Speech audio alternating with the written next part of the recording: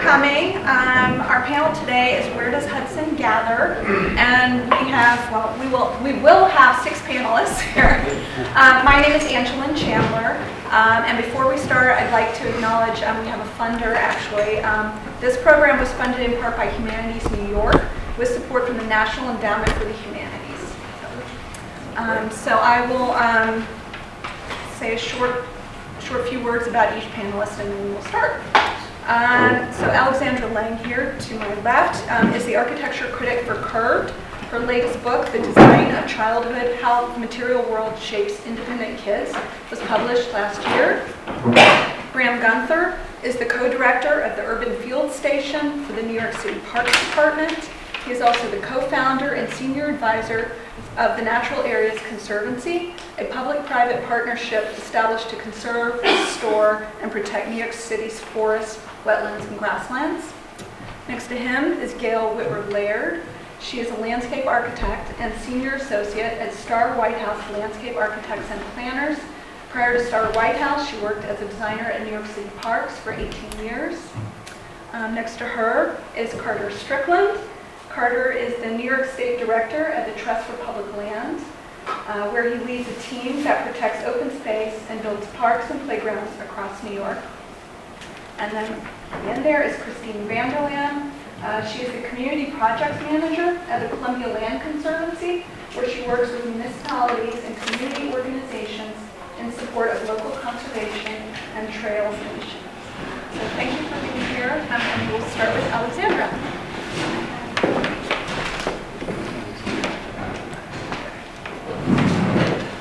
Hi, thanks so much for having me. I'm going to talk to you today about how children have gathered traditionally and kind of up to the present day and some implications of that. So the first American playground, which you can see here, had no climbing bars, no seesaws, and no swings. In 1885, a group of female philanthropists decided that the immigrant children of Boston's crowded North End needed somewhere free to play, and they paid for a pile of sand to be poured into the yard of a chapel on Parmenter Street at the beginning of summer. And this idea came from Germany, where sand gardens like this were introduced in Berlin's public parks in 1850 as an offshoot of the educator Friedrich Froebel's idea of kindergarten, which included both an indoor classroom and an outdoor classroom. So where did children play before the sand garden? The answer should be pretty obvious. They played in the streets. Children were genuinely in danger on early 20th century city streets. In 1910, traffic accidents were the leading cause of death for children ages 5 to 14. And in 1908, 500 children marched up 11th Avenue, which was known as Death Avenue, carrying a coffin lid to protest the predations of the New York Central Railroad. So well-meaning grown-ups feared the effects of too much freedom to roam on children. The streets were dangerous because of traffic, but also because of the so-called corrupting influence of adults. The Playground Association of America was founded in 1906, and with the support of President Theodore Roosevelt and later President Taft, they organized in cities across the U.S. to get public financing for outdoor recreation spaces for kids. And from then on, the consensus seemed to be that the child's place in the city was the playground. So early playgrounds were pretty simple, a sand pile or a ball court with a few pieces of play equipment. But as public money became available, they grew more and more elaborate. And the most famous early playground was Seward Park on the Lower East Side in Manhattan, which the city adopted in 1903. And that made it the first of what are now 700 New York City playgrounds. And in taking over Seward Park, the city really changed the nature of the playground. It included a limestone and terracotta park pavilion with marble baths and an indoor gym and meeting rooms. There was a running track and areas set aside for children to garden as well as play equipment.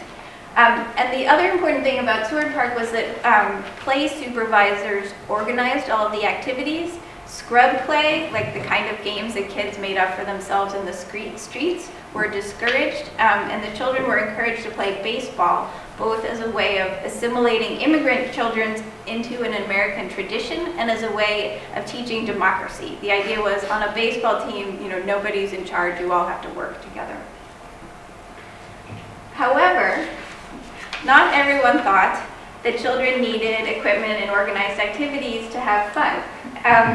Marjorie Gill Allen, who was a British aristocrat, saw the first junk playground in Emdrup outside Copenhagen, where it was a refuge for youth then under German occupation.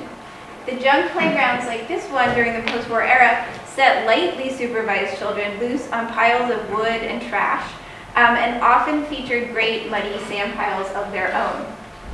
Lady Allen brought the ideas of Emdrup back to post-war Britain and eventually became a play ambassador to the world.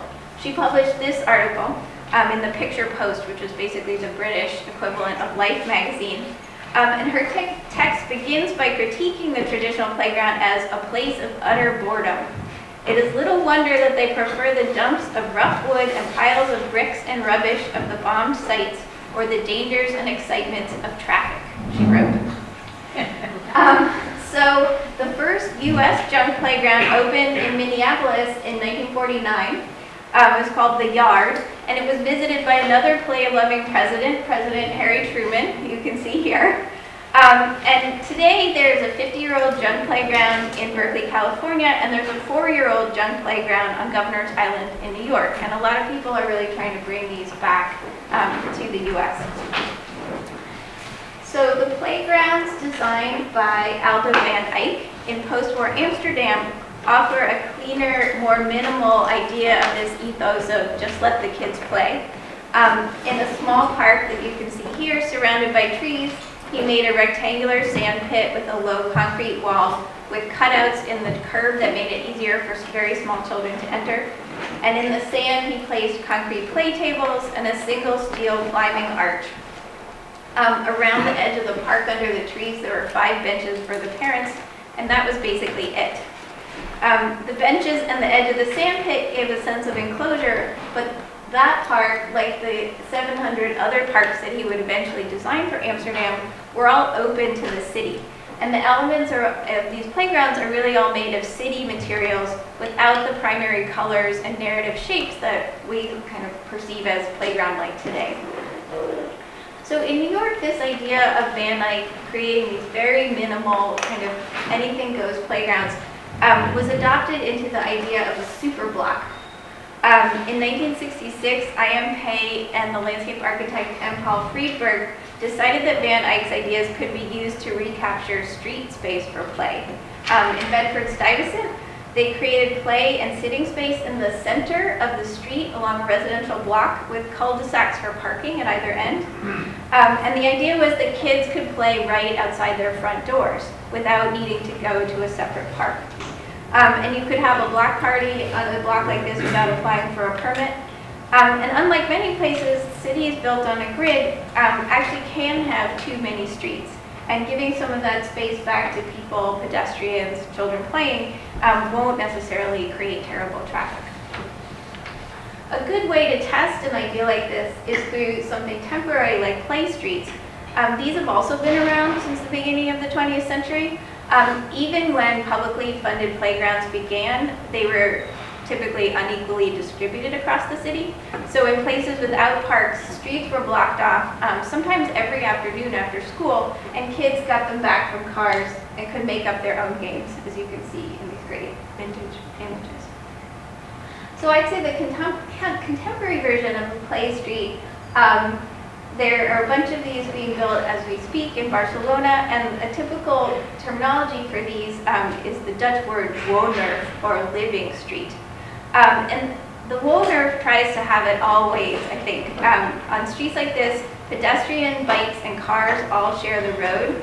And it's a road that doesn't have delineated sidewalks, curbs, or traffic lines. Sometimes the path of traffic is curved so that cars are forced to slow down. And it may include play equipment really close to the road bed. So the width and the proximity of play elements, as well as rough paving, create an awareness of other activities and other people on the street. And that creates an environment of slowness and even softness that is missing from a lot of like transportation and design planning today. So I just wanted to end this very short presentation with this quote from Enrique Peñalosa, the mayor of Bogota. He said several years ago, "Children are a kind of indicator species. If we can build a successful city for children, we'll have a successful city for all people." And I think another way of putting this is, when you're making design decisions, are you privileging the weakest or the strongest? Planning for children shouldn't be about places like those bounded playgrounds that are just for children. Children want to be where the action is, and children need to have choices too. So thinking about their needs isn't necessarily limiting for planning, but can be freeing. Thanks.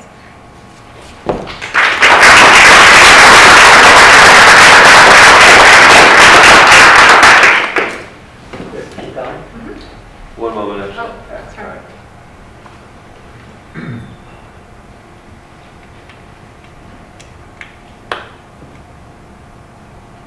Smooth like butter. Okay. Thanks for having me here. It's nice to meet you all. As Angelin said, I'm from the New York City Parks Department as well as the Natural Areas Conservancy. And I want to say quickly, as a little context to myself, I am a native-born New York City person, but I had a home in Ankrum from 1993 to 2003, so I watched the evolution of the city during that time. I don't have the house anymore, but I've been coming up. And I'm also the former chief of forestry for New York City, so I have a good sense of what I'm talking about. And it's really just to share the New York City experience of street tree planting and green streets that I'll share with Gail.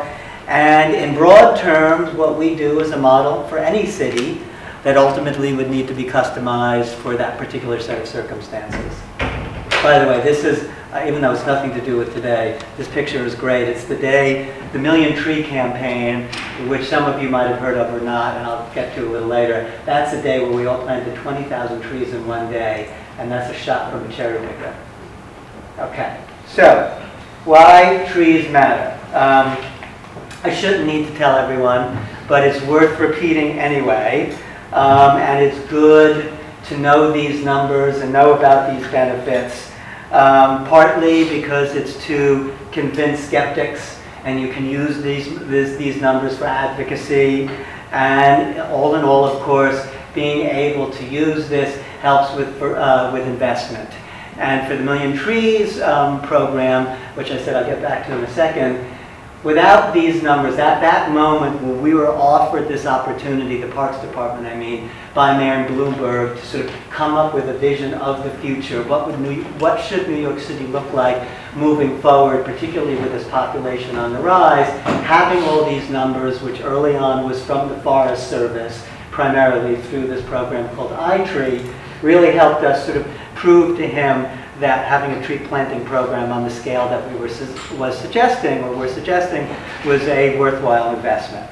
The thing that's left out of this is, of course, beauty and inspiration, which you don't give a number for, but it is part of the equation, and then also property values. All right, so the way we approached it in New York City back in 1995, which is this moment in time when we were going from a pretty small forestry division that was focused on only planting street trees in reaction to landlords wanting a tree, to trying to understand the universe of street trees that ultimately changed the whole model. So our first one was in 1995 and 1996, and what was so fantastic about it is, one, you can't manage what you don't know you have. Whatever business you're in, you should know what you have so you can manage it. And two, it was a time for us really to make street trees more popular, people to understand it better, to understand the value of it more. And so what was yielded from that first inventory is something less relevant now, but important then, and that was the 30-day tree removal. There were dead trees throughout the city in all 5 boroughs and it was pretty dangerous then. And so we made it a mayoral initiative because we had the numbers, which led us to basically getting rid of most of those standing dead trees. The other thing that might be, in the long term, is more important, is that we were able to justify funding for a block pruning maintenance program, which I'll get into again, but you can't have a street tree planting program without some form of maintenance. Then in the next one, as I said before, we were sort of quantifying some of these ecological services, which led directly to the Million Trees campaign. And then lastly, this last time we engaged the most volunteers that we have done in any of those censuses. I think we worked with nearly 4,000 people to get this last one done. And it's important to know that what these inventories do is, one, it's citizen participation. Two, it is science and information that feeds decision making. Three, it's engagement with community and people throughout the city, leading to civic action, which ultimately leads to better policies. So when you have the information, you have to do something with it. And for us, it was looking at all the places where we could plant, number one. So where is there space to plant?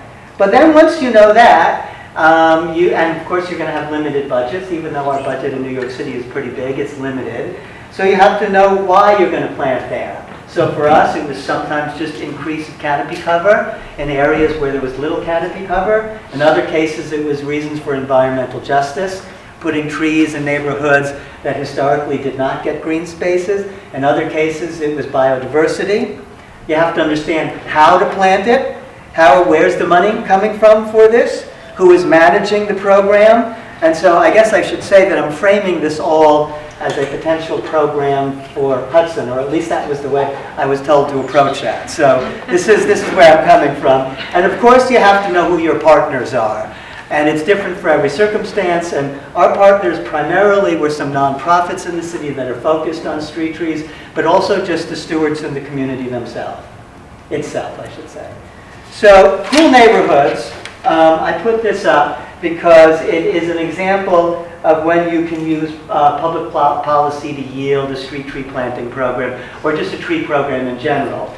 So in the last 4 years, the city has started to focus more on heat as the more extreme aspect of climate change, even though we hear about storms more often because they're more dramatic. Heat is called the silent killer. And the two things that we know is, if you're going to battle heat in a dense place, is air conditioning and street tree, or trees in general.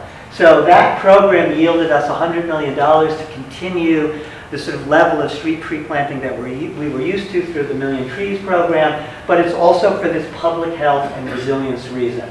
So I'm sort of linking policy, health, and resilience in this case. And then there is community engagement. And so New York City is obviously quite large. And the way that after this last inventory, we came up with this interactive street tree map as a way to keep up our relationship with stewards across the city.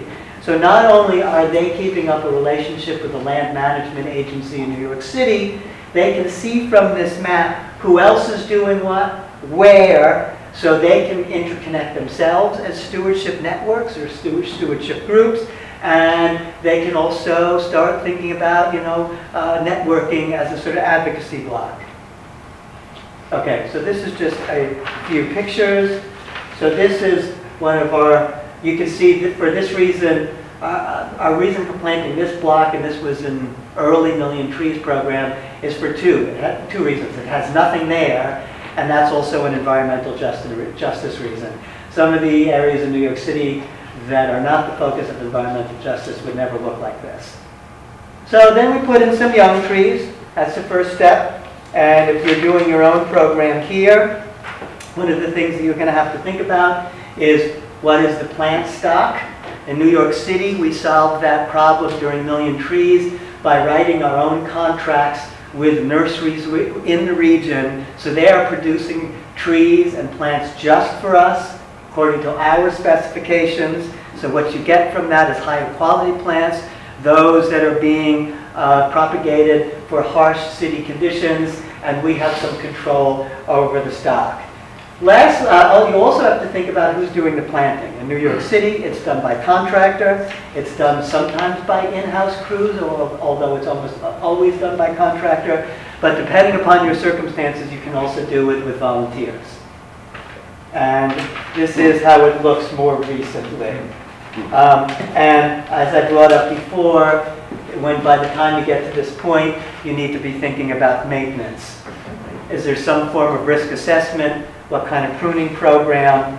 What kind of stewardship programs have you got going? In New York City, we have a citizens pruners program where you take, I think it's a 6-month course, and then you can legally prune street trees.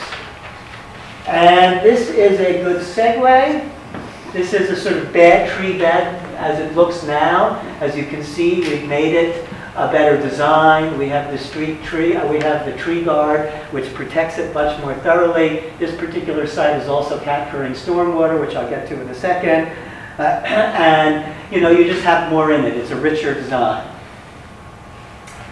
So I'm also here to talk about our Green Streets and Green Infrastructure program, and in a way, this is right beyond the tree, is the way I'm thinking about it now, and it's using unused, open, empty space in the right-of-way. In most cases, as Gail can tell you about quite intimately, it's in the middle of the road, but some places it's a bump out, and so it's putting in street gardens. So it's started in earnest in about 2001 as a community beautification program, and you can see from the map how many sites we were able to green up. And if you're in a neighborhood that doesn't have a lot of green space, this means a lot.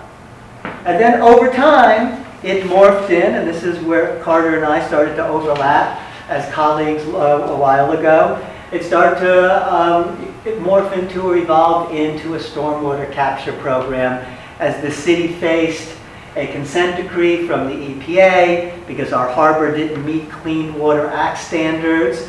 We had to clean up our harbor. So another policy triggering a greening program. So we took a site like this, which we had measured for its stormwater capture value. It is in a sewer shed, as we call it in New York City, but really it's part of the Jamaica Bay watershed. And we transformed it into this. And so not only is it adding beauty, it is capturing stormwater. I can't tell you exactly how much. And it is also creating some biodiversity in this space where it didn't exist. And this is right in front of the school. And so for us, it had even more importance because it puts everybody in a better mood. Students, teachers, principals, they're all walking to the school. They're probably in a bad mood. It's Thursday. And look, you've got to walk through that, so suddenly you're in a better environment. And then lastly is this Natural Areas Conservancy, which is a nonprofit I co-founded in 2012.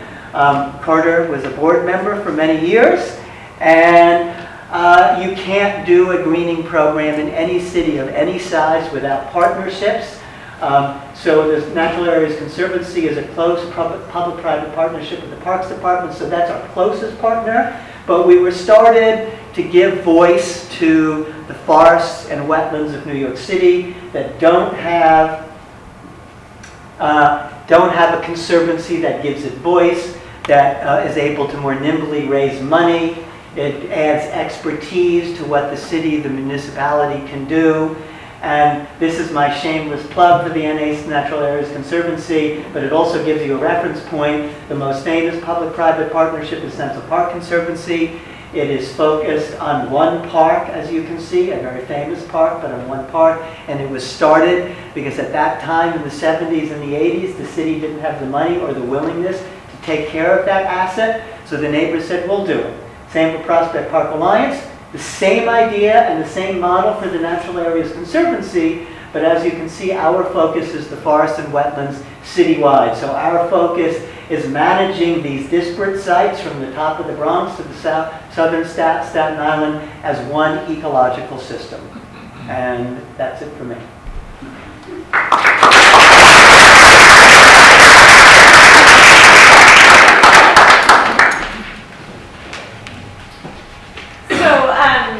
this is really great for me to go after Brown because when Angelin asked me to talk about this, I wanted to see how some of these things could apply to Hudson. I'm a semi-resident, if you will, of Columbia County, and have watched all the great work that the Land Conservancy does and the city of Hudson evolve over the past decade. And so I wanted to test some of these ideas here. And where would you start with a street tree program in Hudson? And I too am going to focus on trees, but how would we approach a tree planting program in Hudson? And I also read the report that I'm sure many of you saw, the Natural Resource Inventory for Hudson, which I think is an amazing first start.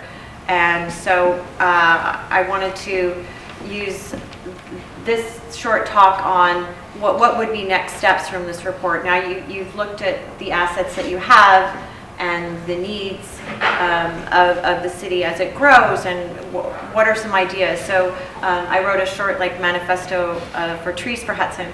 So I love that this is actually a photo from, it's not in this, I looked for it in this room, but this is a really interesting turn of the century photo where you see street trees on Warren Street. What's really interesting is they're actually planted in the street. The streets were dirt, right? So no need for a tree pit. You can just put them along the curb. And then there's the sidewalk and the buildings.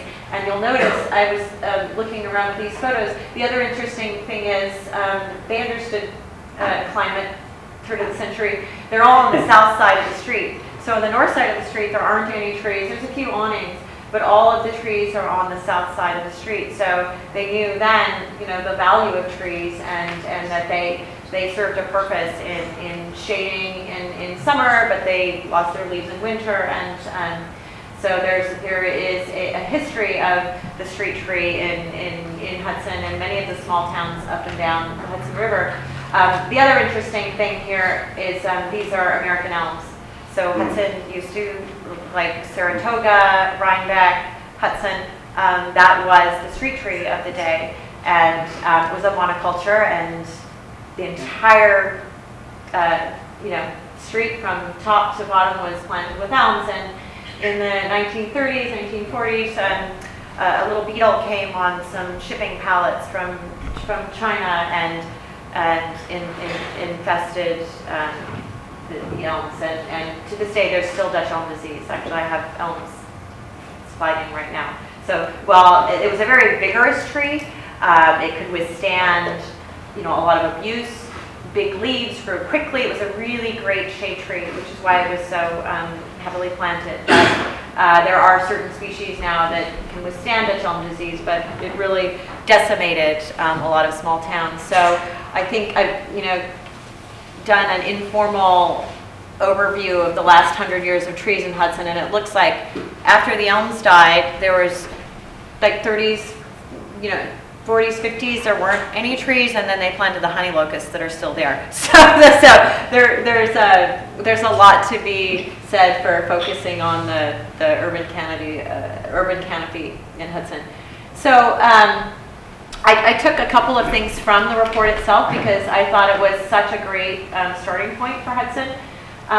In the survey that was taken, 85% said they wanted to know more. Like, people are craving means to do more about green spaces and natural areas in Hudson. They want to know what can we do, how can we improve the streets and the streetscapes of Hudson. So there's definitely a need that report fills, and I think this conference is a first step to taking that further. In this report, it categorizes all the different natural landscapes and ecologies of Hudson there, and what I thought was really interesting is that you have the core of the city, 47%, almost half the city is developed, and that's 687 acres. And so while other organizations will focus on wetlands and natural areas that already exist, the Hudson River itself, I thought maybe one thing is to, okay, let's look at where there isn't much nature. What's going on with the nature in that 687 acres? So the report also had this beginning inventory, like Bram talked about in New York City. I think that is a really important first step. So you've collected some data about where the trees are, but now the next step is where the trees aren't. So you can see that, you know, there's clusters of them, but then when you start to look along the edges of the city, there's not much. So in between these natural areas and the core of the city, there's a lot of areas that are developed but devoid of trees and of kind of the bridge between the city and the country, if you will. You know, everyone thinks we're in the country, but in fact, Hudson is a pretty dense city.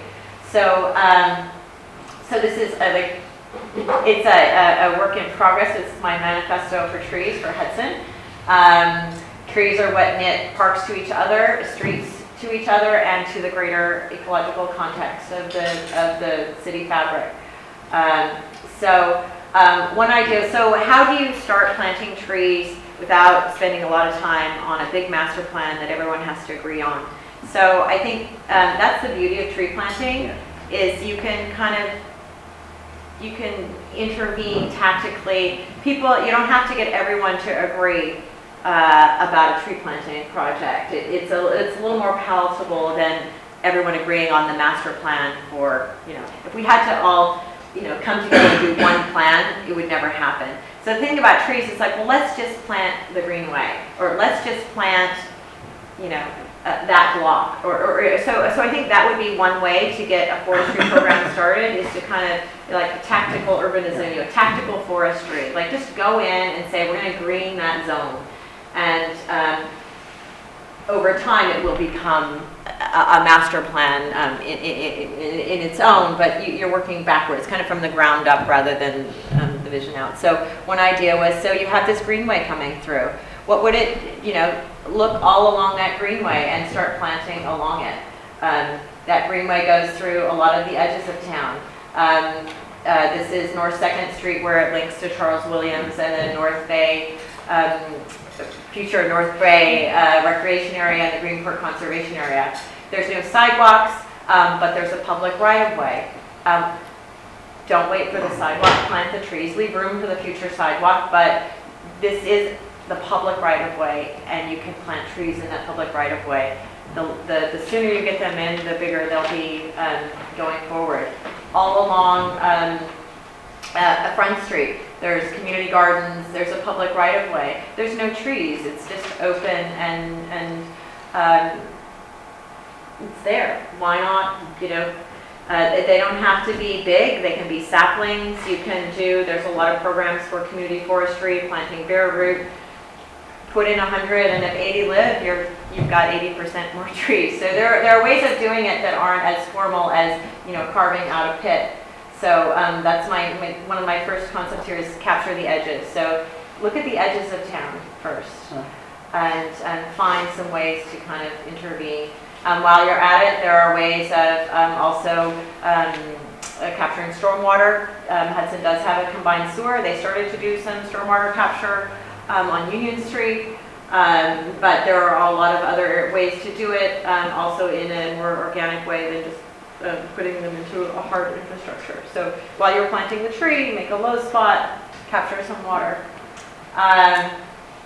Green streets, I think are really is an interesting model that could work here too. This is an example of a green street. Brown talked about this. So basically, you know, cars have patterns, and there's always a little leftover in the street, and you see that here too. There's a couple of intersections, you know, time to take pictures, but if it's just white stripes and cars don't need to go there, and it's not for a sidewalk, take out the asphalt and put in some trees. That was kind of how the Green Streets program started. And when I joined the Parks Department in 1997, and Green Streets shortly after that, we had a plan to do 2001 by 2001. And you just, you know, set some kind of fun arbitrary goal and say, let's do 100 of them. And you'll find 100 places, believe me.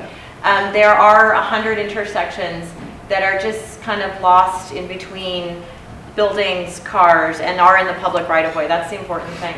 And so this is an example of a larger one on Broome Street. There's the existing condition. This is like, I think in like 1998, 1999. There's a view there, and this was a view just a couple years later of that same intersection. So trees don't need much. You just give them some soil volume. Curate the corridor. The trees on Warren Street are well loved. We hang the lights on them every winter, but there are a lot of empty pits. You don't see a lot of young trees. I think it's time to really, when you lose a tree, don't let the pit become paved over. Come up with a plan to replant it. There's also a lot of good information now on the science of planting trees that has evolved over the years. Cornell University has developed something called CU soil that helps prevent street trees from buckling sidewalks by providing more space for roots underneath the sidewalk. So I think the council has the ability to bring this information to the city and let it become part of the way that the city plants new trees. Give the trees all they can so they can last another 100 years. So improve the pit. Think outside the pit, improve the pit. Infill in parks. Hudson has some great parks. The 7th Street Park, the park next to the courthouse, the waterfront park. As much as you look at assess the inventory of trees on the street, the park should be analyzed, the age of the tree, the health of the trees, and the next generation of trees should start now. So infill. The other thing to consider when starting tree planting is the change in climate. Brown touched on this. The USDA is the planting map was updated in 2012 because the hardiness numbers no longer apply. Things are getting warmer, and that has implications for tree planting. As it gets warmer and the higher highs, lower lows, you can no longer plant the same trees. And so you can read this a little bit, but there are people spending a lot of time looking at this, and there are certain trees that will decline and not be able to tolerate some of the conditions as it gets warmer, and are cooler species, so trees can't migrate as fast as climate is changing, so we have to participate in that change of tree palette. What are trees that are, at the northern end of their climate zone that might actually be better over time than ones that might find or at the southern end of their zone. So there's a certain science to what you put in, and then there are also, I wanted to end this with resources. There are so many resources for trees. Cornell, the Urban Horticultural Institute, does a lot of experimentation on tree planting, and they have forms for inventories that you can use to educate people to, start a block program. There's a lot there, and there are also some really good books. One of my favorite in terms of the design of streets, it's called Great Streets by Alan Jacobs, and it's just a book that looks at what makes a street great, and they're just drawings and cross sections actually measuring the width of the street, the height of the tree, the density of the tree. So I just wanted to share, what can we do for Hudson with all of this information and knowledge that has been gathered, and so I'll pass it on to Carter. Great.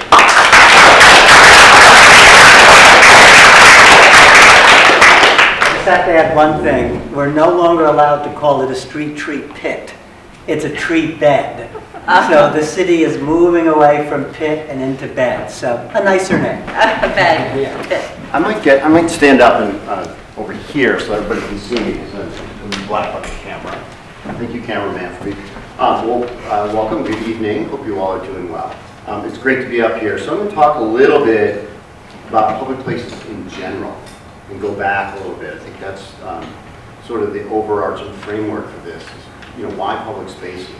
And I want, if you're not aware of a terrific new book by Eric Kleinberg called Palaces for the People, it's really a must-read in this space. It's a very readable book. He is an academic, teaches at NYU, and his inspiration was, he's a Chicago native, and his inspiration was the Chicago heat wave of 1995, which killed, talk about the big killer, hundreds of people. And his question was why. He was writing a sociology PhD at the time, and he went back and studied different communities.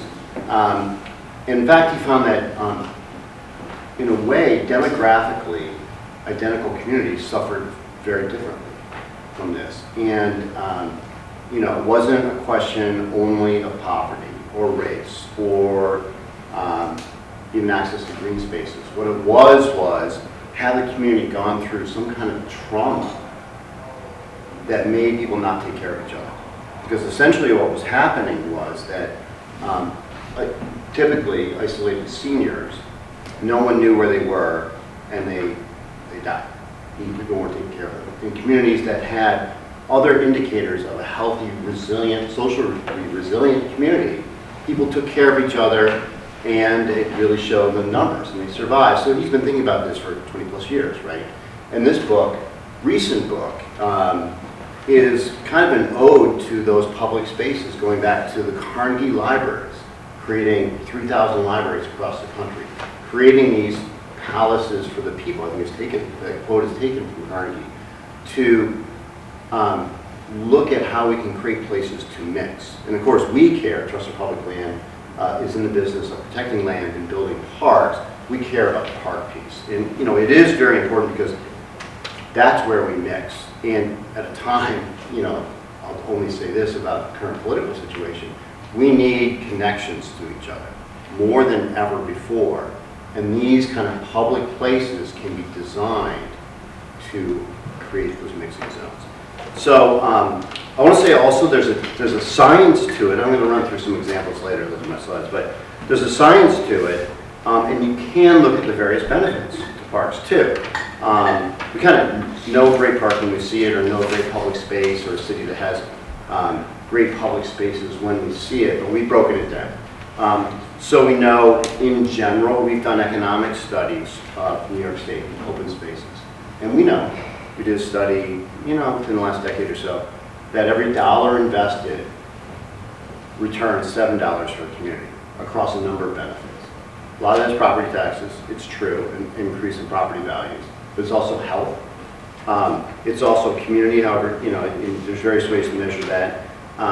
We look at environmental benefits, and you talk about cleaning up air pollution or dealing with stormwater that has a benefit to it. So when we think about public space in the park, we think about what are the health benefits, what are the environmental benefits, there's economic benefits, community and equity benefits, all over. You can, telescope that up and know that in New York State, because of our great public spaces, I was just with my wife climbing Twin Mountain today, the outdoor recreation industry produces over $11 billion in sales. That's 130,000 jobs just from that portion of the industry. It's a lot. It's the 4th biggest employer in New York State by jobs. 10th biggest, okay, they don't pay so well, but 10th biggest in terms of wages, but it's significant.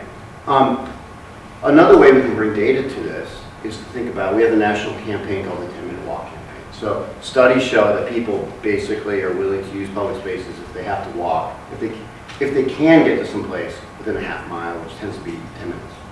Okay, so it's within 10 minutes, you'll incorporate it to your daily life, you'll use it, then you'll get all those benefits.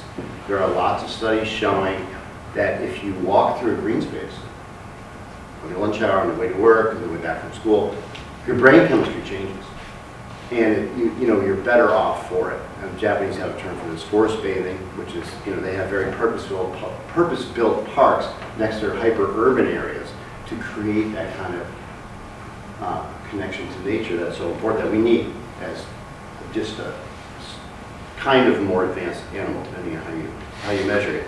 And obviously there's physical benefits as well. So 10-minute walk, we have a national 10-minute walk campaign. We have over 250 mayors signed up for it. Hudson's not on that list, I will say. So you talk to the mayor or people who are running for mayor in Hudson. But we're signing up. My job as running the New York State office is try to sign up those mayors and work with them. So New York City, Buffalo, we've got a sort of New Rochelle, Syracuse just signed up, Rochester, and then closer to home here, Amsterdam. Steve Noble in Kingston, who's great, he's an environmental educator, so he's kind of ready for that kind of thing, is doing a lot with parks down in Kingston. So your neighbors are there. But I will say that the numbers in Hudson that we have are pretty good. So we measure how many people using mapping data and census data live within 10-minute walk park. National average is 55% in urban areas. And this isn't urban areas, you mentioned it's dense. 86% of people in Hudson live within 10-minute walk park. So that's really good. It's probably one secret to this being such a great community. But there's things that can work and not. Obviously, one of the big assets is the waterfront, right? And your connection to that going forward. We know that waterfront revival, really over the last 15 years or so, has been critical for a number of cities. And it's been an opportunity because the manufacturing base, which was often centered on a city, even this is in Williamsburg, Brooklyn, went away and can be replaced by high-end condos. It's not terrible for a city, but a wall of condos with no public access is not great either, right? So what can you do? You can buy it and turn it into a park.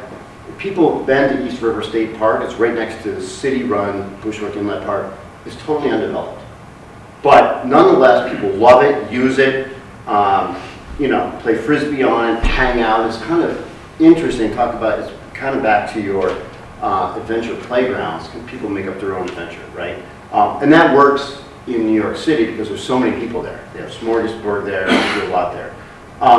Same thing in Newark, across the river. We did, this is a community that was cut off from the Passaic River. We built this lovely park along the river where people have a connection to that river, and they really kind of yearn for it, and there aren't a lot of public spaces in Newark. Here's another shot of it. It looks great, and it is well used.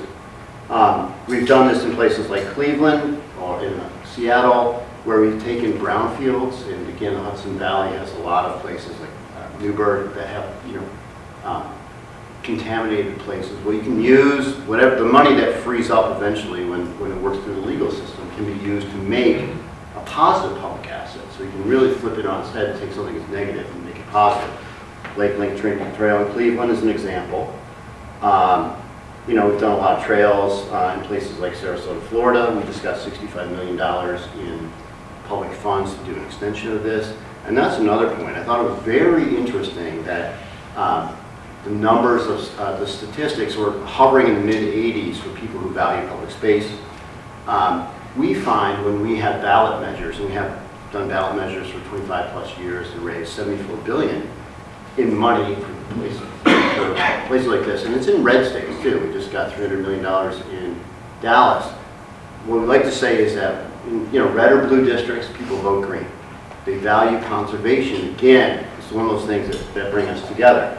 You do have to program it though, and I will say this is one thing that's becoming a success, but I think for a decade or so was quite a failure, but was inchoate, which was Milton Waterfront Park. We bought this, transferred it over, but we didn't have enough money to program it and bring people there. And sometimes in sparsely populated areas, like the other side of the Hudson here, we need to program it. So it wasn't well used. It had potential as a place for people to mix, but there's some things we could have done better, or just, money solves all things. We could have programmed it. It wasn't going to be next to Williamsburg, Brooklyn, and just kind of happen on its own. We had to push it with a little design. I do want to leave you with this. One program we have that's very successful, a little further north in the northeast, is a program called Community Forests. And there's one that I know of in New York State, where it's the Lear Plateau Alliance. They've done a great job coming together and buying a forest together. And there's the creation aspect that are very important. So these are rural communities. This is in Bethel, Maine, that have, they've been suffering because their extractive industry of forestry has basically moved away. right? And they left with a great natural resource. They didn't quite know what to do with it. So we work with them to buy community assets, so they have community forests, which is a traditional thing in New England. They used to buy community forest for enough wood for the schoolhouse. That was the sort of origin of it. And so they're culturally used to this idea. We've updated it a little bit so you can put trails on it. You can make it the centerpiece of a public recreation economy. So I have an example here. Bethel Community Forest is one, beautiful place. But one of our success stories, and one here, is Scutney Mountain, West Windsor, Vermont. This is a commercial ski area that, because of climate change, couldn't make it. And the community got together and said, we want to save this. We have volunteers who have put in 30 miles of mountain bike trails. And we're going to run it as a sort of front country wilderness area. There's a little rope tow where you can skin up it, as I did this winter, if there's enough snow, and ski down it.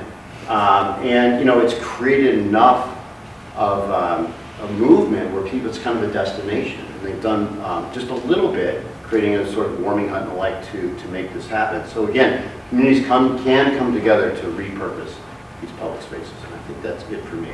Just one last shot of Scutney. So it can be a great family.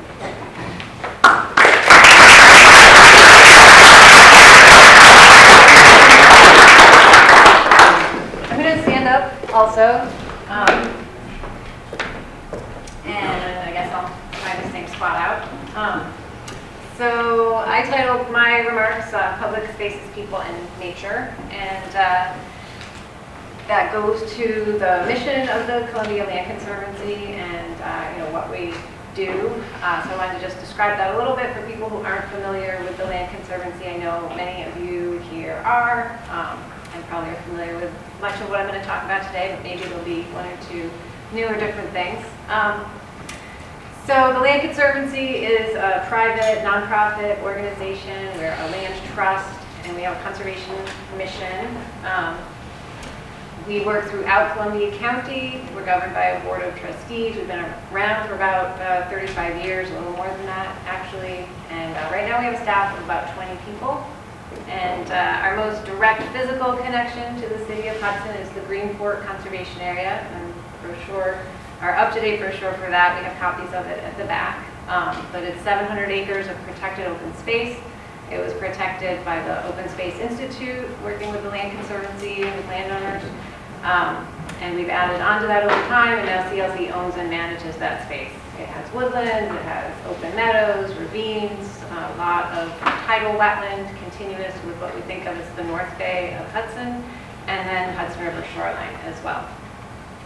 So the Land Conservancy's mission is a broad one. I don't know that everyone can read that, but basically encompasses working to protect lands that are protecting forests, farmland, wildlife habitat, and then we also, as part of our mission, work to provide ways for people to have a stronger connection with the outdoors and with the land.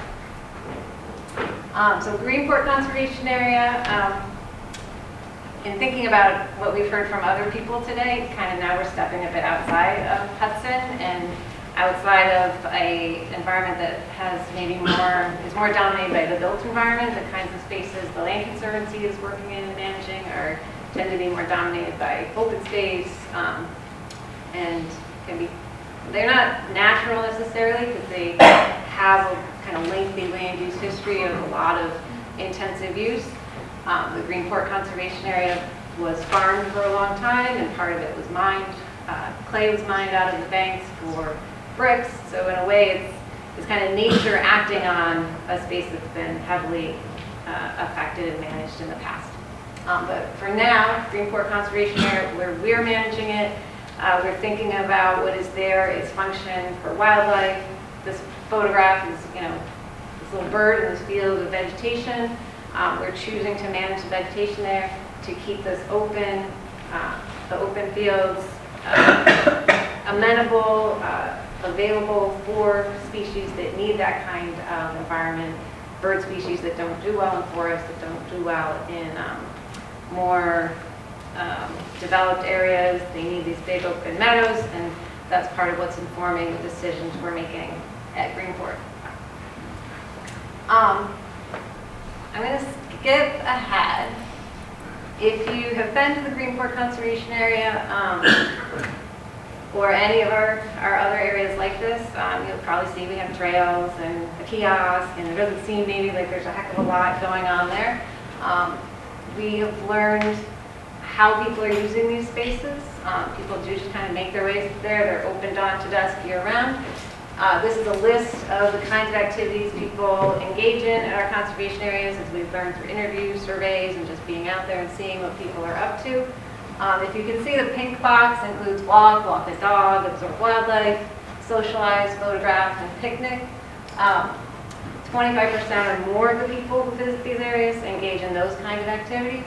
And then other people, not as often, are doing other things like IDing wildlife, skiing, hunting. At part of Greenport, we do allow hunting. And I wanted to just take a minute to, some of these I put in bold. And I did that for the ones that, a lot of these things like walk a dog, take a run, you can do in spaces that are more dominated by human presence, that are more like parks, even city streets. But a place like a conservation area being managed with a lot of open habitat is the kind of place you need if you want to go out and observe wildlife and if you want to go bird watching. So we sort of have a niche that we're filling with the Land Conservancy in approaching our management of these spaces and trying to support those values as well as the public recreation on these sites. We have programs, Carter mentioned programming and bringing people out and getting back to CLC's mission. We have a number of different kinds of programs and ways that we bring people to the conservation area and engage with them and have them working with us at these places. This photograph is a trail crew. We work with a group called the Greenagers out of Massachusetts to recruit and train, and then we offer we offer paid summer employment to teenagers over the course of the summer to come out and do work on our conservation areas.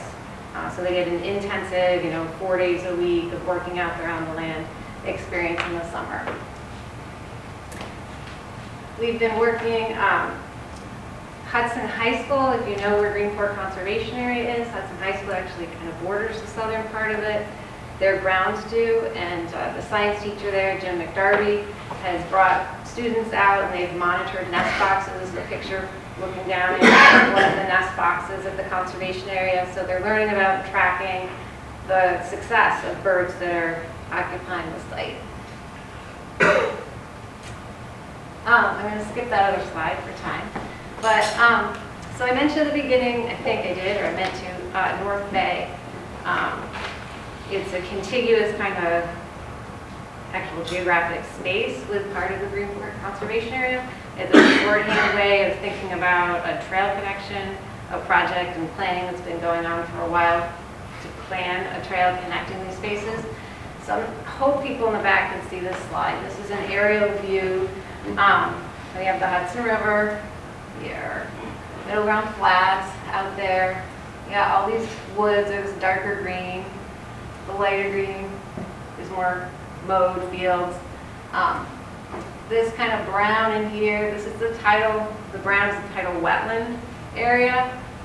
And so somewhere in here is the boundary between the Greenport Conservation Area and the city of Hudson, and between actually the town of Greenport and the city of Hudson.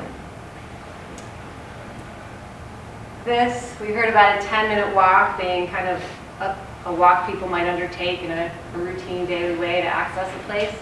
From the corner here of Mill and North 2nd Street, if you wanted to walk up here, and Gail had a picture of what the street looked like, not totally welcoming at this point, but this would be about a 10-minute walk to get to the far point of what is the capped landfill there, this green area, and the edge of the woods that connect into the trails at Greenport Conservation Area.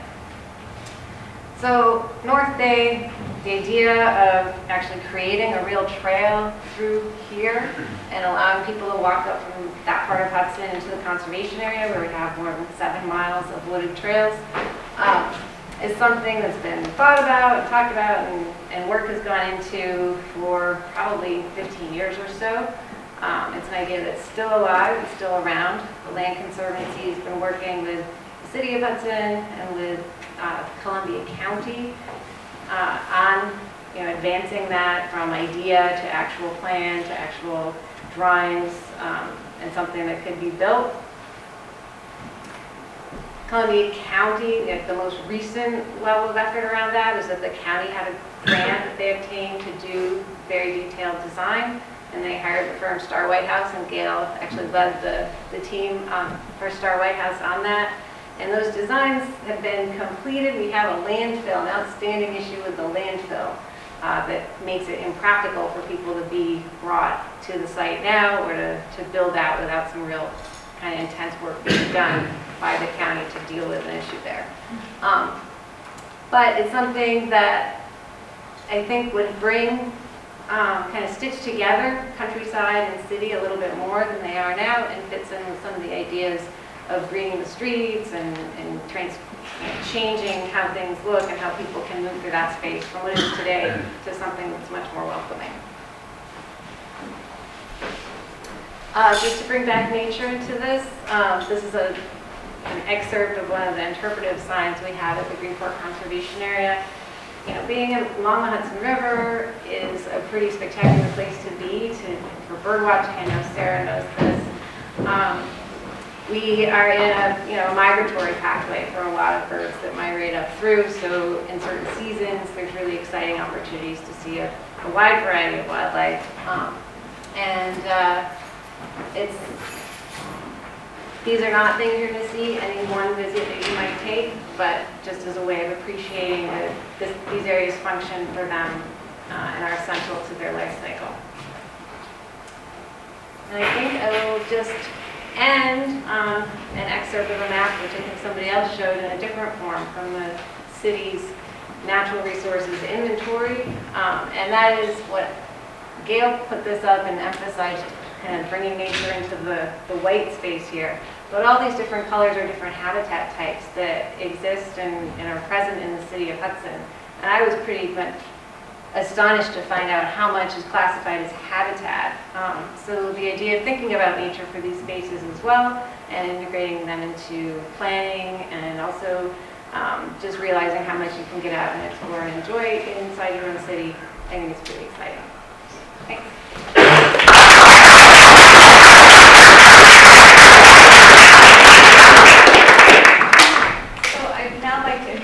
Kaya Weedman. She's co-founder and executive director of Kite's Nest in Hudson, which runs multidisciplinary project-based programs and classes for children and teenagers. Thank you. I apologize for being late. It's Pride weekend, so it's hard to get all the way back up here.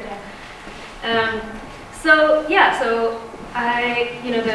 the overarching question of this event was, where does Hudson gather?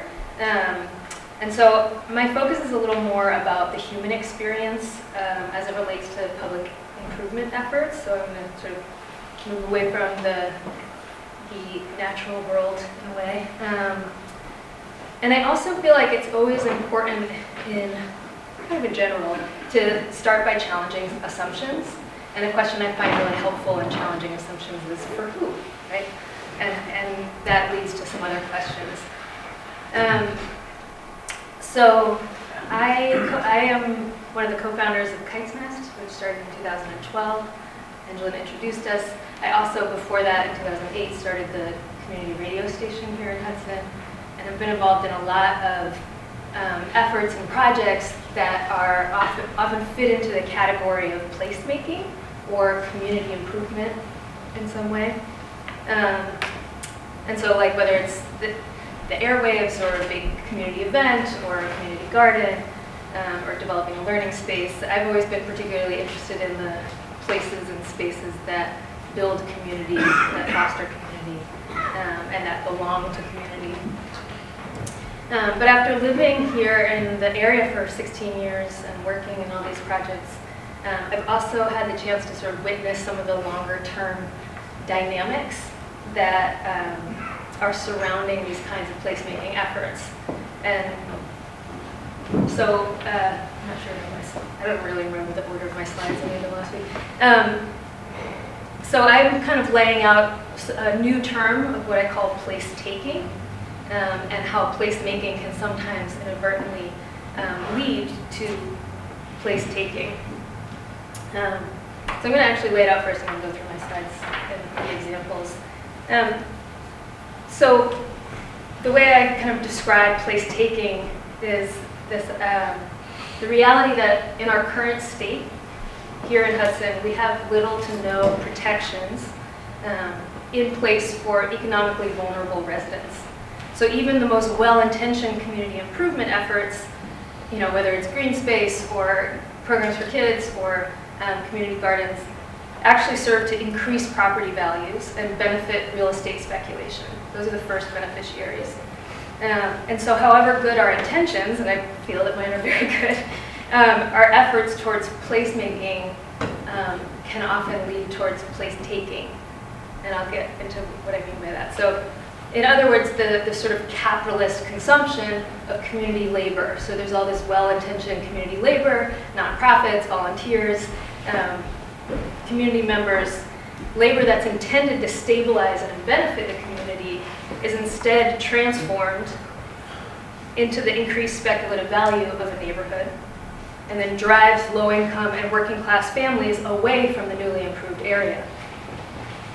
So, you know, and the ironic part, you know, darkly ironic part, is that the development or improvement of a park or streetscape or community garden or playground often uses the neighborhood demographics to win public or private funding, right? So the promise of community investment in historically disinvested neighborhoods is what brings in the money for these improvements, yet without the protections, like structural protections, of rent stabilization, affordable housing, inclusive zoning, and other types of structural protective measures, we end up displacing the very families and communities that were used to bring in the funding in the first place. It's very real. And I also want to just point out that there's something, again, around questioning assumptions that at its core, there's something problematic about the concept of placemaking in the way it's currently used, because it often is based on an assumption of an absence or a lack of use, an absence of usefulness, and again, it's for who, right? And how, whose lens are we seeing through? So I think that sometimes that can end up being through a damage-centered lens, which tends to erase community power and put the decision-making tools in the hands of experts, right? And sometimes it means we're actually, you know, we might not actually see the use of the space in its actuality. Like how people use it might be different than what I might think of as use, right? Or we're not recognizing the barriers to its use. So the waterfront is a hot issue in Hudson always, for all these years it has been around. And it's often described as like underused or underdeveloped, or it needs a wine bar, or it needs businesses there or something. And I've heard that numerous times on numerous occasions, like for years, so that people could actually enjoy it, right? But go down there on any given night. I was just there the night before last. There were an incredible array of uses happening in the space, totally informal and unstructured, but it's a well-used, well-loved place. People playing soccer. There was boxing practice in the band shell the other night. People were picnicking, and there's kids playing. One of my teenagers recently, in response to some questions being asked about how to redesign the waterfront, was like, "What? It's like perfect like it is. Why do we have to change it? You know, we go there all the time." And so I wanted to just to sort of illustrate this like theory, I guess is what it is to share a couple of examples from my own work of how I've seen the dynamic of place-taking occur here in Hudson in connection to my work.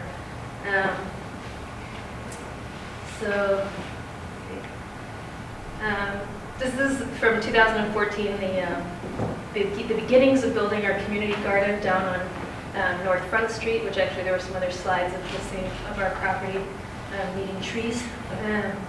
So this was the first day that we had families come and begin building the community garden. 5 years later, it's thriving. There's 30 families growing food there. We now have teens employed who work in the garden. We're building more beds. And I'll get into what happened with the community garden later. Another story is if anybody has seen the mural on the side of the Hudson Youth Department. A couple of years ago, our students and staff launched a project, which we wrote a grant for, so we got funding to put a mural, to run a week-long program during school break and paint a mural on the side of the youth department. It's this really beautiful mural from Freedom Summer. The images from a photograph from Freedom Summer. We had tons of kids involved. They also painted their own signs and messages of liberation that were relevant to current movements for justice. Now, this is still on the youth department. You can go look at it. It's in the alleyway. We worked with a local artist to paint it. It's huge. So this is like a story and a half. Dozens of kids, big community project. And so what this is actually a still from a Zillow ad that featured our mural. So I circled the little Zillow logo here. And the Zillow ad lays out how people should buy houses in Hudson, and because it's a booming artist community. And yeah, didn't credit us or anything, but filmed the mural. And then you can see on their Facebook post, oops, it's got perfect vacation written all over it, Martha. This is the comment from Zillow of somebody liking the video that includes our community improvement effort, right? This is a project done with kids, meant to improve public space, a kind of blank wall, and it immediately, almost within months, transforms into increased speculative value of real estate in that neighborhood.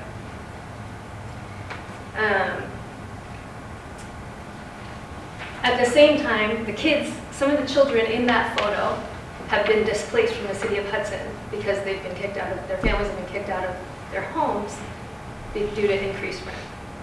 Right. So these are the dynamics. So the kids we are working to benefit are losing access to the very thing that's meant to benefit them. Another kind of dynamic that emerges in this kind of environment of placemaking is communities being forced to make false choices. So whether it's, sometimes there's sort of this false choice between super gentrification and total disinvestment, right?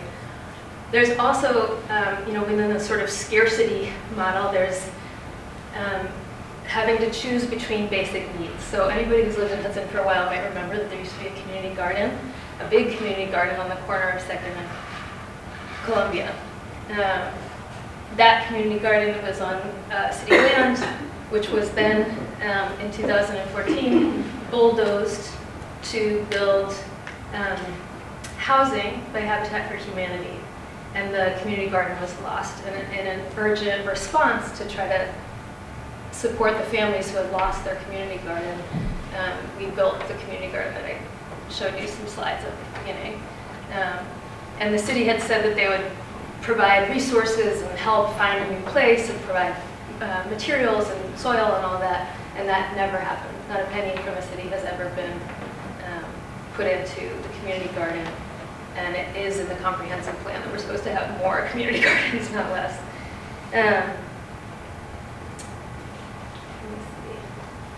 Okay, so that's the sort of depressing beginning, but I'm going to lay out a framework for something that I'd like to call, that I'm interested in calling placekeeping. Because of course I'm not arguing for disinvestment or not working to improve public spaces, but I am saying that the framework for how our organizations and businesses engage in these so-called improvement efforts needs to change. And what we need is a much more inclusive and structural process of placemaking, not only in the conceptual planning phases, but one that prioritizes structural safeguards from the very outset, and from the very outset works to provide security to the communities that these improvement efforts are intended to benefit. So this is what I'm calling placekeeping, methods of community development that keep the neighborhood intact, keep it invested and intimately engaged in its public spaces. So instead of asking how can we make this neighborhood more beautiful, we need to first ask how can we make sure that housing is secure, that wages are decent, and that people actually have the time to go spend in these public spaces. They're not working 4 jobs and have no ability to even take their kids to the park. So how do we move towards this, right? So part of it is process, and it starts with prioritizing authentic and in-depth community engagement processes.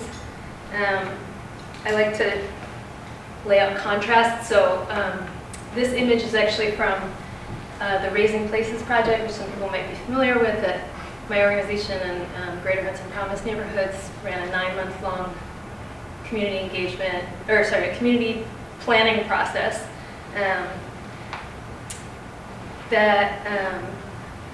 that paid and trained 20 community members and stakeholders, including teenagers, to lead the process.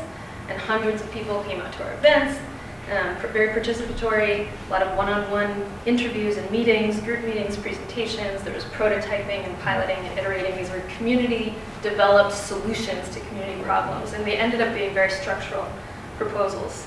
I don't have slides of it, but by contrast, the DRI process, I think, is a model of failed community engagement and inauthentic community engagement. So by contrast, they had a sort of tokenized group of unpaid community leaders with minimal opportunity for public engagement. The consultants who ran that process were paid $300,000. Our 9-month process, the facilitators were paid $5,000. I could go into details about the DRI, but that is, of course, the only process that then came with $10 million attached to it, right? So the result of that sort of poor engagement ended up with a lot of public funding that the community had very little say in where that went. So here's just some examples of community engagement work that we do. This is the community gardeners themselves are working on the redesign for our community garden because we built it very quickly and kind of in an emergency. It was important that as we work to redesign it, that the stakeholders, those who use the space, are actually the ones planning and designing it. So this is a charrette with some of our community gardeners. They're actually laying out like new plot arrangements. This is from the Raising Places process. This young man had an amazing proposal for like building community financial security through these sort of community trusts. It was really, really amazing. These are people's solution ideas, suggestions. We documented every single one of them. They're all on our website. This is a public transportation design workshop led by teens, actually, that was in this room, where new bus routes were designed, and input was given on what currently doesn't work about our public transportation system. And ultimately, we ended up with a new public transportation system for youth, and it led to some really strong improvements in the county end. So this is our teams engaging with the public about what their needs are around public transportation. So I just want to say that in this concept of placekeeping, that it has to start with these kinds of deep and authentic processes that position communities as experts in their own experience, and that is what allows deeper solutions to emerge. And I can lay out, I'm going to just list a few examples of these sort of structural changes, but I also feel that they need to kind of come from process. But I think it's important to say that we know that it's possible, and we know that we could bring that kind of visionary work to Hudson. So I just wanted to give a few examples of structural policies and tools and legislation that we should be looking to implement, and that we should be always, anytime we're advocating for public improvement, we need to be making sure that resources and energy and focus is going towards pushing for these structural changes to happen, or else we're actually contributing to the problem. So some specific tools are something like passing an anti-speculation tax in the city that would discourage speculative investors or house flippers, pass a living wage ordinance, create small business zoning in some of our residential districts so people can run small businesses out of their homes, pass a business diversity ordinance, support the development of locally based certified MWBEs, use a racial equity tool in budget policy and program decisions, develop an affordable housing impact fee program, ban source of income housing discrimination, permanently affordable homeownership models, and improve public transportation systems. All the things that I listed, there's policy work done on these that have, there's meat to them, and I'd be happy to pass people links to any of those if you're interested. But I just wanted to sort of make that case that together, if we integrate a placekeeping framework into these discussions, we could ultimately end up with a much stronger city for everyone.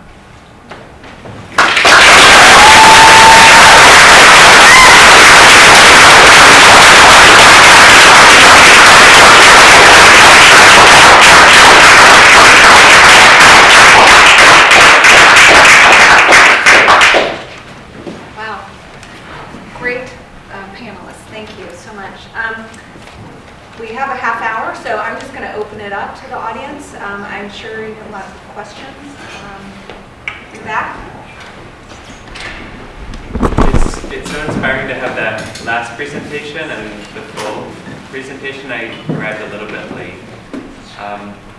The founder of Art Place Americas, Carol Coletta, and the current director of Art Place Americas, Jamie Bennett. And I just wonder, or it could be open for conversation, but is it possible in a room like this that we could rethink kind of creative placemaking, diversity, which is not so present in the room, small business, as not bifurcated, but maybe like there's a third path forward where artists, small business, and diversity work together? So I just, I know that dialogue is going on nationally, so I just wonder if there's like a third path, especially for a city like Hudson where the diversity is off the charts. How would you relate that to public space?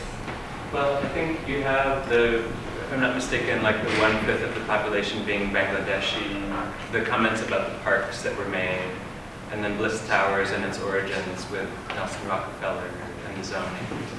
So the parks, the green space that was mentioned, and sort of who gets to congregate where. And then we have all these churches in town. There's all these religious congregations.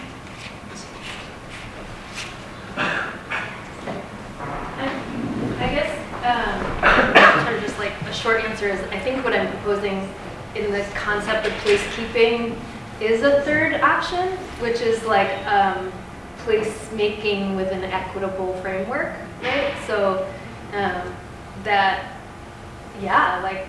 we don't want to say no to murals or community gardens. We want to say yes to those things, but we need to say yes to those things with the work happening simultaneously or even out front, making sure that the communities and neighborhoods are secure, right? So I think sometimes these things get pitted against each other, and like I said earlier in the talk, those are false choices. Like you can either have art or you can have stable community, right? And that's definitely not where we want to be forced to make that choice. But we can't just say that all community improvement is good for everyone, because the reality is that's not how it works within the system of capital that we're in right now. So, yeah. Can I just add one example to what Kaya was talking about, which is a very hot topic in the parks world, because no one wants to not build public parks in places that need them. On the other hand, people are very aware of some of the unintended consequences that can, but don't always happen. One great example that you're probably aware of is in Anacostia, out in southeast DC, where they're building it's a cool idea. They're taking a bridge. There's a new bridge being built. The old bridge, they're keeping the pilings. They're going to build a bridge across it. 11th Street Bridge, it's called, across the Anacostia River. Years ahead of that happening, they're investing in Anacostia with Section 8, very creative use of Section 8 housing vouchers and like, to make sure that there's not the kind of displacement that has happened in other parts, but not always in other part creation. So that's an example of where you can have that kind of flipped on its head. And another way to do it is to make sure that the park development is happening with very grounded community assets. And so, for example, one of our big programs is building parks in New York City that are around schools. So the school community, public school community, is very involved in building this. We do what we call participatory design with kids, actually, and also their parents and also larger community, to build a park that's on school grounds that's open to the community. But the school community will have primary rights to it, and also during school hours, of course, and also kind of be the formal custodians of it. So again, having that institutional grounding, and it so happens that because we're working in public schools in New York City, they're going to retain, for the main, that equitable place. So, we've built now 203 of these. I can't think of, I shouldn't say I can't think of one, but in the main, they've retained that community flavor always. So there are ways you can work with communities in an equitable way. Does anyone know if there are plans for the junior high school over here? The former elementary school? Yeah. Junior schools. It's being debated on the county and city level, but the city and the county offices and the youth department are all looking at it as potential shared space for city and county purposes. It does seem like a fair example to achieve what you're talking about. I guess obviously it would need to be a school for that to happen. Or some other community basis. Right. Is what I'm suggesting. One of the words that were used that resounded strongly was when you just said using the city's assets well and land. And one of the examples that Kaya put forth was the community garden, which was a city asset that was controlled by a non-city organization. So there was a huge outpouring of people saying, don't let this happen.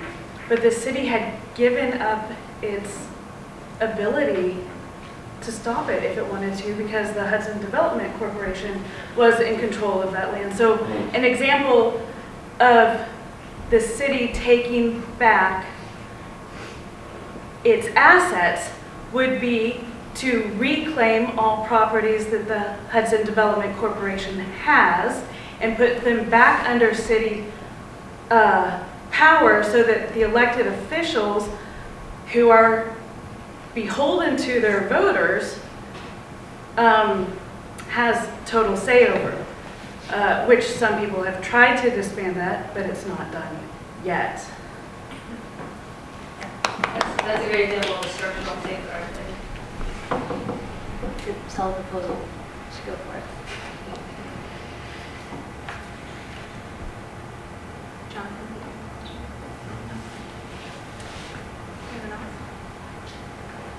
I also just have a resource that people want it. This is actually something that Tanu directed me towards. Is a checklist for authentic community engagement processes. I really like to be practical if I'm going to be critical. So it's just a nice checklist of how to make sure we're doing community engagement well. And so I printed out some copies if anybody wants them of just how to think about these things. Thank you everyone for your presentations. That was great. Kaya, this question is for you mostly, although I think it's applicable kind of for some of what other people were saying. But in terms of the list of kind of safeguards and policies and things that we wouldn't have to, invent, like they're being done other places. Is there do you see any movement for that in Hudson, or are there elected officials, or like how does it actually go from the idea that someone has? I mean, it seems like Hudson is a very sort of siloed place, and I'm wondering if A, any of these ideas actually exist in any of the silos, or B, kind of how ideas for how to sort of get them throughout all of Hudson, or to sort of become part of a cohesive vision for Hudson. Yeah. Like wearing a couple hats here. I think maybe I should just ethically hand this question to Michael to answer, because I can't, in my position, answer this fully. Can you answer that question? Can you say it again? I wasn't just like, is this happening in like on a political level? Any movement towards this kind of equitable development and structural safeguards that are protecting communities?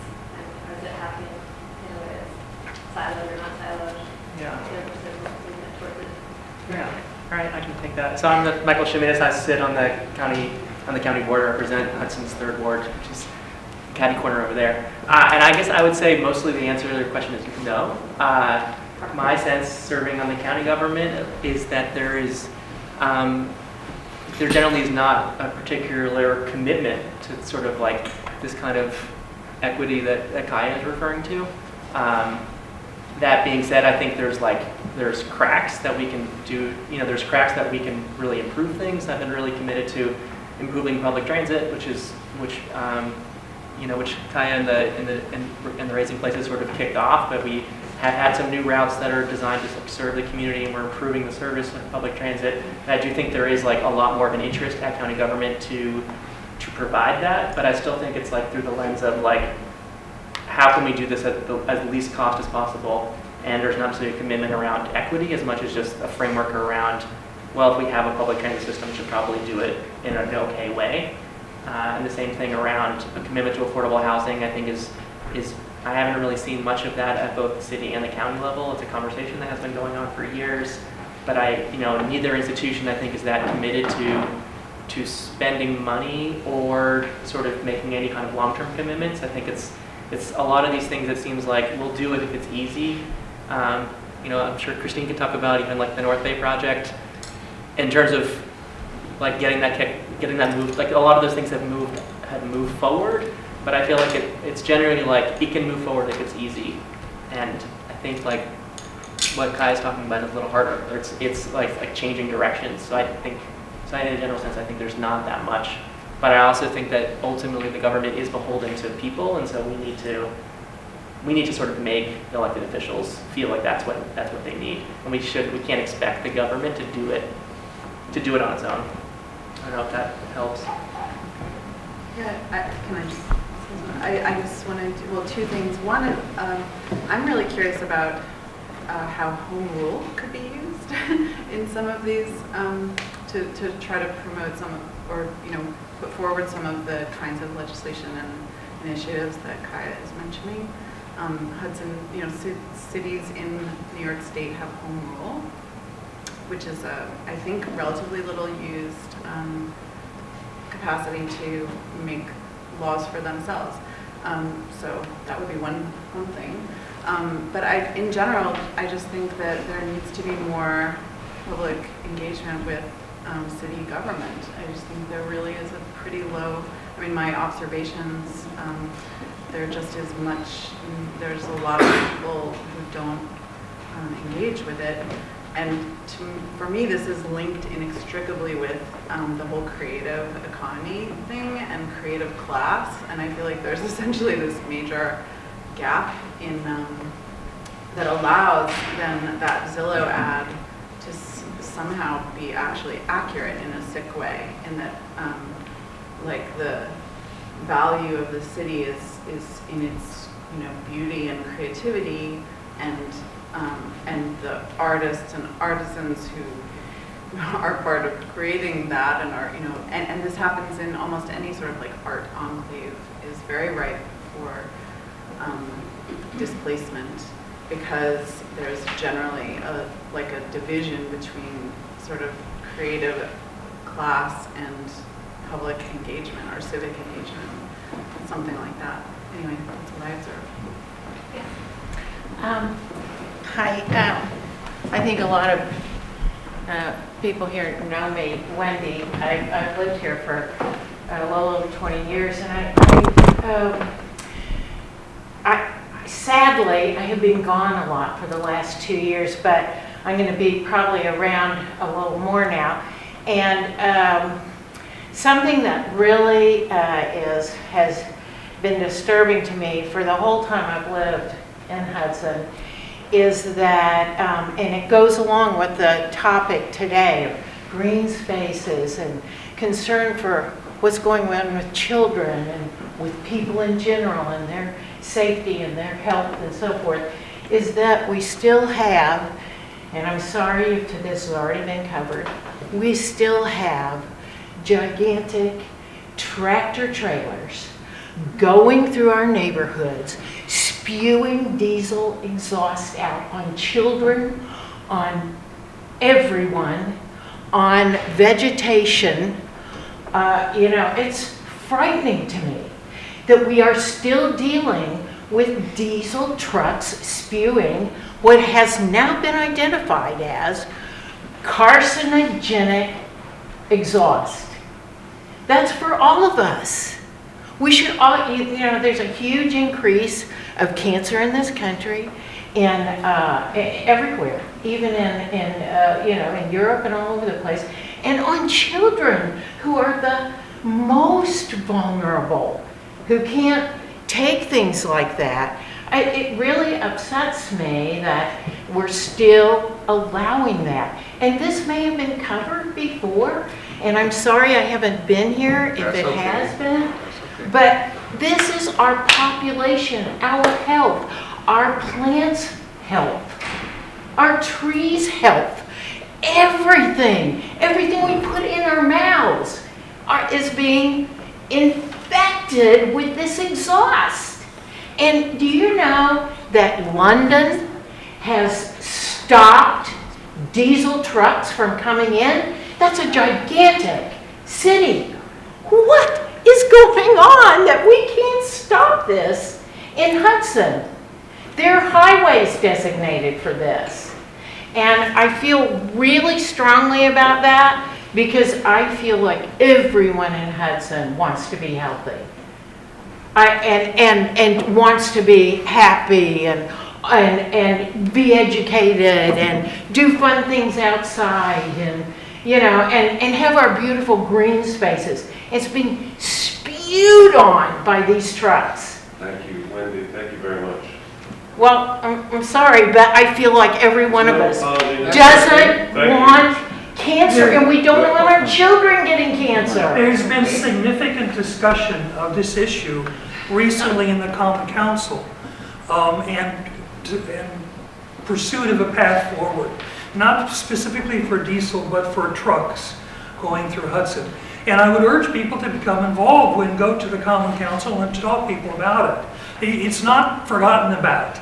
It isn't put on the back burner. It's actively being considered now. So we should all be involved in that. Well, and the other thing is, if you all are interested, I have been collecting all these articles about the detriment of this stuff spewing out on the public.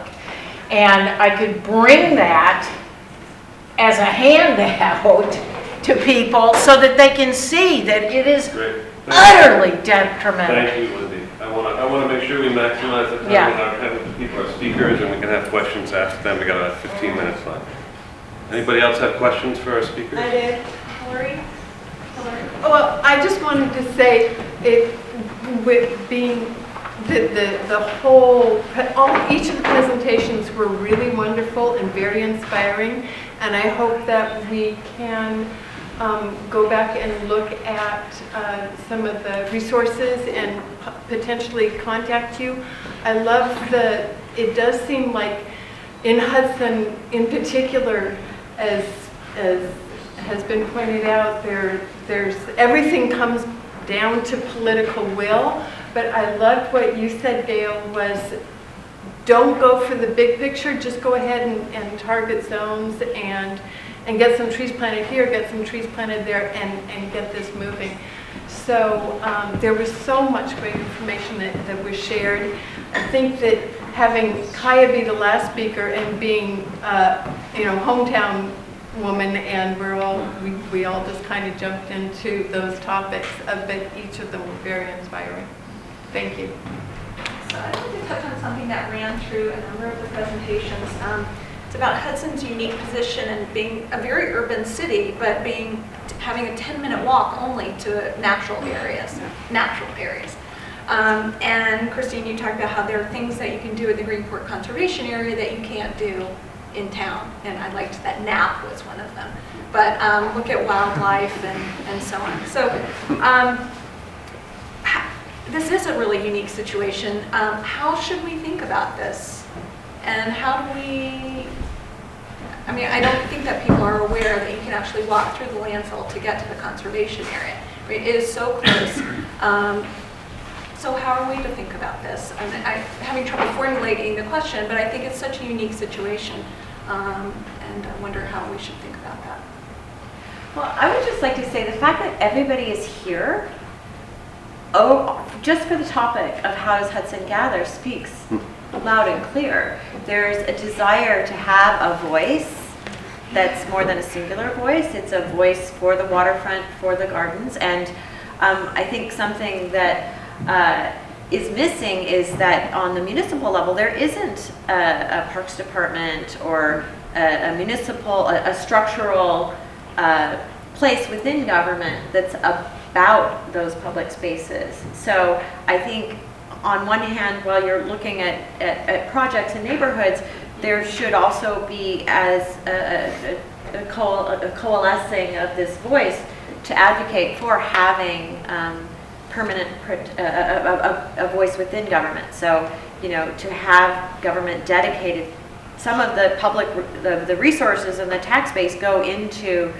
an arm of the government that helps with this, because you can't, it always has to be a public-private partnership.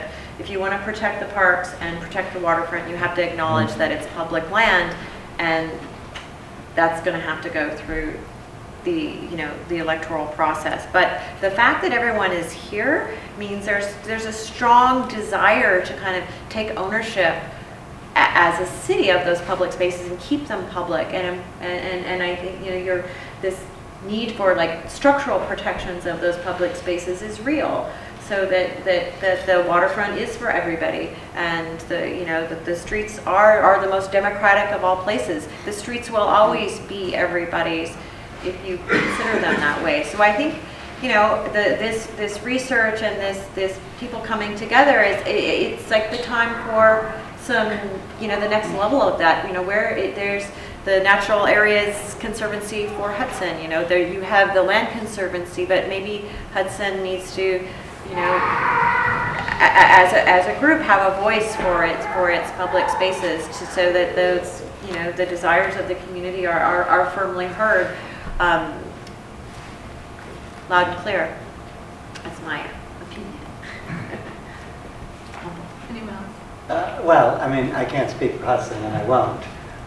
But I can speak for the examples that you were just describing, and that is if there is a gap in the city's either focus or investment or in policy, that gap in New York City has traditionally been filled by public-private partnerships. And they put pressure on the government, and they coalesce the community, and they are a voice for that space itself, that place itself. And they can be a mechanism for anything else, quite frankly, and it is the community coming together to do that. So that example has been very successful in New York City. Again, I don't know if it translates or not, but it is grassroots based. It then, over time, has the arc of that kind of organization depends upon where you're working and what your goals are. But it's a good way to gather common goals or shared goals and make them real. I do think that this sort of speaks to a couple of questions that were asked by Kate and Sarah and others. The way this plays out is in how our city and city officials end up valuing public space and public funding. And so, you know, we right now, there's a dividing line. Obviously, there's like really not a lot of Republicans in Hudson, so we have like a dividing line within the left, so to speak, of pro-privatization versus popular democracy and people. And it's pretty clear when you see how these votes happen that we have a set of politicians who vote against funding our public youth department, which runs the largest public park space in the city, the Oakdale Lake, which they have a tiny budget to manage. And they vote against rent stabilization, and then the HDC, which Sarah pointed out, they support the HDC in controlling what was city property or is city property in this sort of privatized way. And there's a push towards, you know, private capital in the way that our city runs, and minimizing public funding for public benefit. And I can't say specifics of which politicians these are, but I do think it speaks for itself on what the dividing line is here in terms of what our values are, of who the government works for, and who the government's supposed to benefit. And right now, it's been going in a direction where it benefits private companies, private individuals, and real estate capital. And I know it sounds like I'm focusing in on that, but I think that is the larger dynamic that's going on in Hudson with all of our public space and public institutions.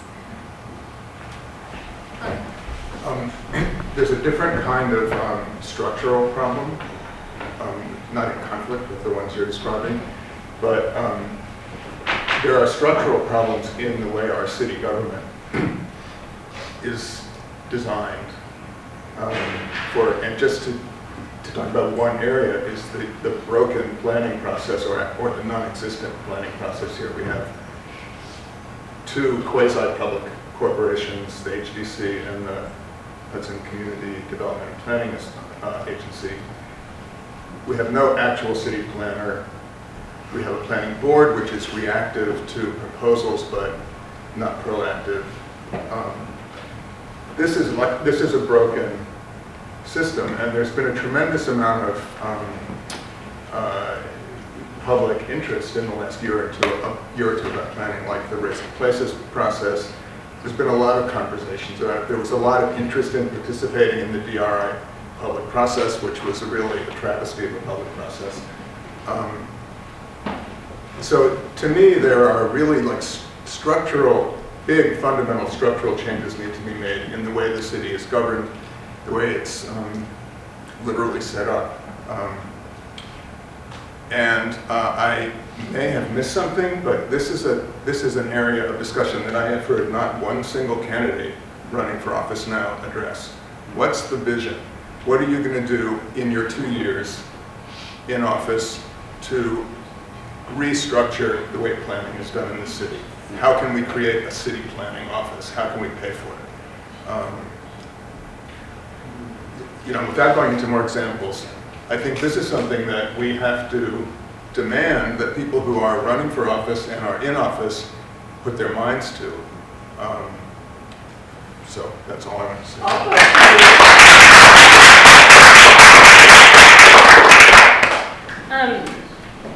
Ma'am, I don't remember your name in Gail. So you had some pictures, which I don't know if we're able to bring back up easily, that had like all the green dots on them. And about the idea of planting trees. And it's a great idea because it is something that you do now with a payoff that many people in this room won't see. But it's a truth. I mean, that is what we do. Hudson, in many locations, I'm confused because you're talking about the right-of-way, but like when we talk about all our streets in Hudson and the sidewalks, those are all owned and maintained by the property owner of the houses. And so I'm curious if that was thought about when these green dots were put in place. And then if so, what are the steps you take to actually getting to plant trees. I to think about that, actually, Brad and I are very familiar with this. So the difference in the kind of more urbanized core of Hudson is there's no space in between the mapped roadbed and the building. So all that's left is the sidewalk. On the perimeter of town, usually the mapped width of the street is larger than the actual built width of the street. So you have in between the edge of the asphalt and the private ownership this kind of corridor that is usually reserved for someday a sidewalk, a bus stop, these kinds of things. And you know, you as citizens and municipalities can have the right to manipulate that edge for the benefit of people. And I think one of the things that, you know, in order to jumpstart something like this is like kind of, you know, a tactical thing, like pick a block, pick a place and say this is a publicly, you know, you have to do the research and make sure there's enough space so that if a sidewalk were to be built, you could still plant the trees. But you have to work with the Department of Public Works, you have to lobby for it. But lobbying for trees seems to be, you know, all things said, should be something that brings everyone together. And it can be, you know, it can be done, you know, they don't have to be huge trees. It could be, you can get grants to do this. All you need is permission from the city to go in and do it. I think starting to think of this, the city has to be a partner, as dysfunctional as it is, but the Department of Public Works has trucks. They have, you know, find some, you know, some willing partners within the city to partner with a greening project. And I think you start to reap the benefit of the relationship by doing some smaller strategic projects like that. And I think, you know, take some unclaimed edges. I mean, that the connection between Charles Williams, Front Street, the water, there's so much space there. And, you know, a lot of times cars are just parked on these green islands. And, you know, by planting trees, you're kind of reclaiming that space for people at the same time. So I think you have to do the research to make sure there's space to do a greening project, and you know, you have to collaborate with the municipality. I think that's the only way it's going to happen. But when you have, you know, there's 100 people asking to green a block, the city can't say no at a certain level. It's like you have the will.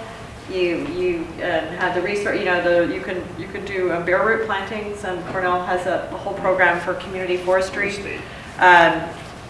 So you can do, you know, don't think of it as bringing in a big tree, but bring in 100 saplings for, you know, 75 cents a piece, and you have 100 people. Well, you just planted 100 trees. So, you know, find, you know, you could kind of jumpstart a greening initiative by choosing a small area, defining that it's publicly owned, and kind of, you know, you have to advocate for green, and but you have to partner with the municipality.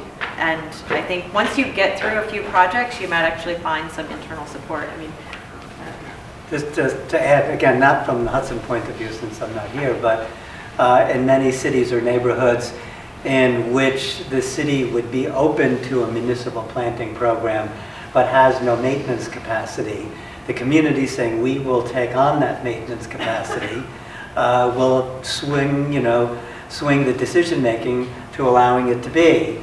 So they don't have to worry about that, and then you get a dead tree, and then the city feels responsible for it. You get a tree that has some limbs that could be a liability.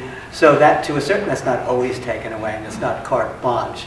But a community approaching a city and say, we'll take care of that, the maintenance, if you work with us for the planting, usually yields a better result. Sarah Sterling. Hi, I'm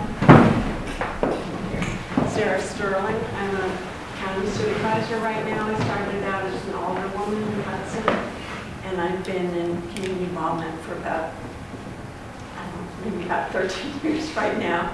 And I know pretty much that a lot of the governments don't have a lot of money. You know, this is why you have the private-public partnerships. So we started the Hudson Parks Conservancy. So we've got our 501c3 now. We're a fledgling organization. We've had other things like, is Tamar still here? No, Oakdale come along, DRI came along. We're still here. We're still just starting out, but we do have the basis for it. We have a very good relationship with DPW, who's very happy, they're on board, they're ready to help us. It's just taking time, now we gotta go out and get the money, because Hudson's never gonna have the money in their budget for what we need to do to fix 7th Street Park. And that's the big goal is 7th Street Park. And before that, we're gonna start on some smaller projects. And if anybody would like to be involved with us, we're looking for board members, more involvement. So come talk to me. Can I just say that there are some conservancy models that we've looked at that, don't have to be at the level of Central Park Conservancy, right? So in New York City, in the Lower East Side of Manhattan, a very poor community, lots of public housing and the like, but also very politically active, maybe like Hudson. We just did a study, which is available on our website, I can get to you, looking at different community models. One example we looked at was Bronx River Alliance, where a community can come together and take ownership of an asset, and it doesn't have to be, it can be very, authentically of the community to have a conservancy. There's ways to come together with a coalition of existing groups, maybe you have a conservancy already, to maintain ownership and fill in the gaps. So there's some examples out there. Another one is building bridges across the river, which is the Anacostia one I mentioned earlier.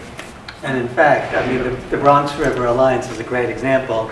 The Bronx River Alliance was started through pressure by the community, the people who lived along the river, who did not want to be displaced, but wanted a river side as beautiful as some other places in the city. And so they demanded that the city pay attention to that river.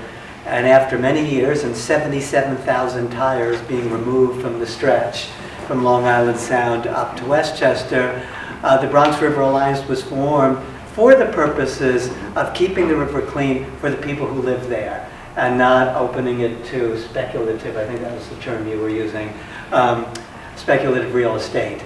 And so that has been an enormous success story in the way that I seem to be hearing in the room. And that alliance is now protected in a way that the alliance works directly with the Parks Department and gets Parks Department money to protect that parkland, both for recreational purposes and of course for natural purposes too. I'm going to take one last question. I just want to point something out, because we're neglecting one key issue. We are not a compatible constituency. When you talk about the 7th Street Park, I'll give you a perfect example. There was a group that thought there was a landscape architect that did a wonderful translation of what that park would be. And they focused on incorporating ideas that would allow children to use the park. That was one constituency that was enthusiastic about it. Then there was another constituency that thought that the purpose of the park was to reinforce our heritage. And don't fool with it too much. And as a matter of fact, bring back the fountain. Hopefully you can get rid of those double gates with the electricity and all. So you have a couple of constituencies. So you can't ask your government to make the decision when you have all these things pulling at it and you can't even make a pleasant park where children can play. So I think the issue goes deeper. And you brought up an interesting thing, because a lot of the conversations had, including the DRI, I listened to all of this, and they don't take care of the people that are going to be pushed out. So little of it has paid attention to the people that are going to be pushed out. So you have these constituencies that are so different, I don't know what the hell the government can do to manage them. I'm glad you said people are going to get pushed out. Pardon me? I'm glad that you said people are going to get pushed out. Yeah. And so maybe Hudson is not aligned. Maybe Hudson needs coalition. Well, I don't know how you get under the problem if you can't get agreement. I just want to make a quick PSA. The natural resource inventory, that was the source of a lot of these slides and was talked about a lot today. If anyone doesn't have one, they're available free of charge. The map that you asked about is in here. I have some here. They're always available at the library or at City Hall. So I want to thank our panelists for giving us their Saturday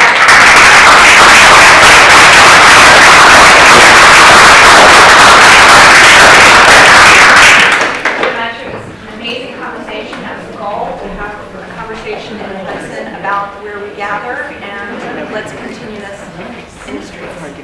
Peter, would you like to say anything? I just want to say that this is the third in a series of 6 events that have been on the third Saturday of the month, and so we've got 3 more coming up. It's always the third Saturday. We're going to talk about historic preservation in the next one, complete streets, tactical urbanism, the street pedestrian safety stuff, and then we're going to ask the question if we could talk about housing in September. So thank you very much.